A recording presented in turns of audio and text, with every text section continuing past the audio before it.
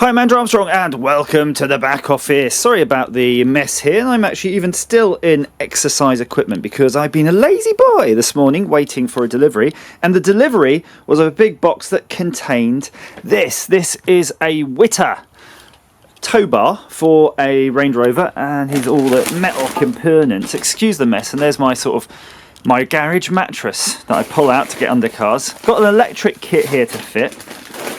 And I've got a baggie with a ball in there. That's the sort of big tow ball that you normally see on the end of something, but it weighs an absolute literal ton. Well, maybe say 30, 40 kilos.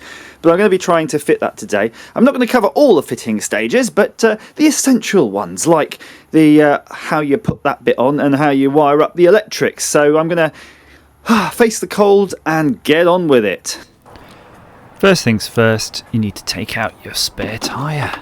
And handily enough, on this maker car, it actually has a sort of tyre extraction system using this bit of webbing. It took me ages to figure out what that webbing was actually for, ironically. But now I know. Up and down. So we just need to remove all of the internal trim, and on this vehicle there's loads of these carpeted panels, but they're not really that tedious, and either you'll have to unscrew something or pull out some fixings. And then study the instructions for your particular tow kit. This one's not too bad. It's a very good make apparently, and only had a few pieces. Didn't leave me too confused. Now don't lose any of these bits. When you're taking these off, make sure you keep them in the Tupperware, because otherwise they're really hard to get hold of, spares.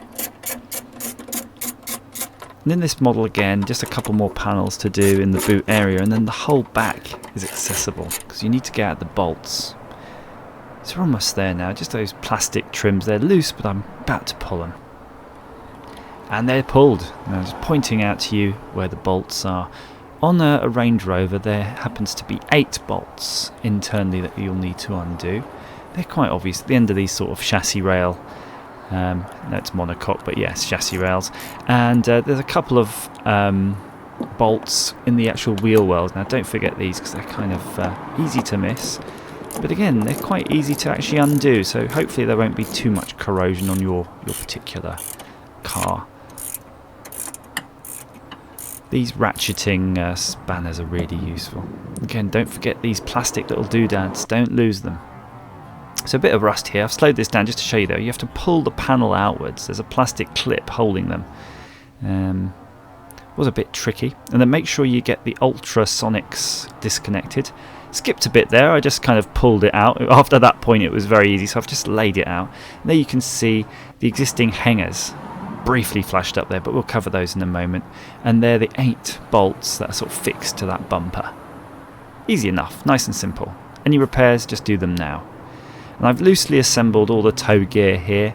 Make sure you've got all the bits and pieces, all the nuts, bolts in the pack, count it all up, because you should really do it before you start, but I just did it now before I sort of get under the vehicle and start getting dirty now.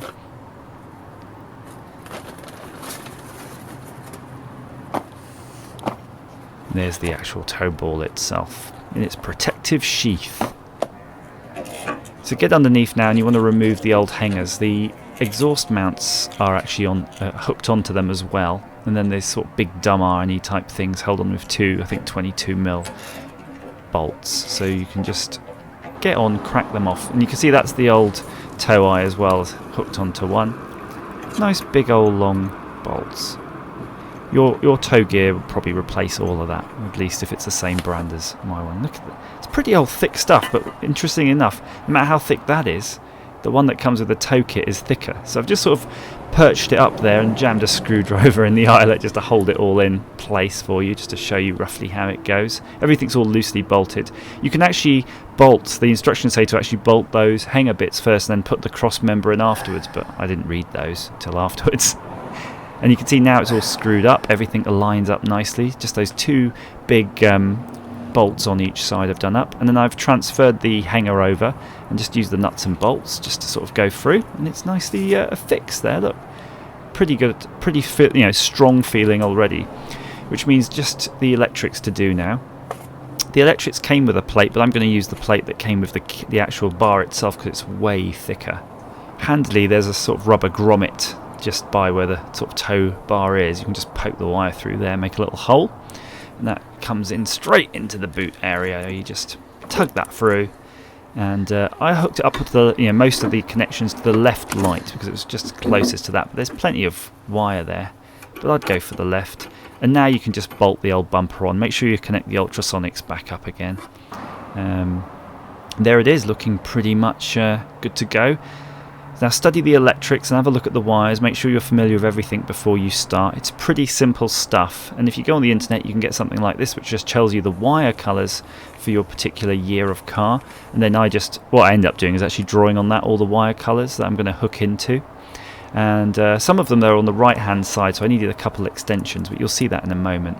So just look at the wires, separate all of the individual wires out. We're going to use the clips that came with the kit. They're not great, but they're okay, and you just sort of clip them on using pliers. And if you've got some insulation tape, insulate as you go on a little bit, just structurally, just to hold wires in place and things like that. Don't be shy with the old insulation tape. Make sure you've got a nice big roll, because you want to use a lot of that. And you can see there's some structural there, just holding it all together as I go along.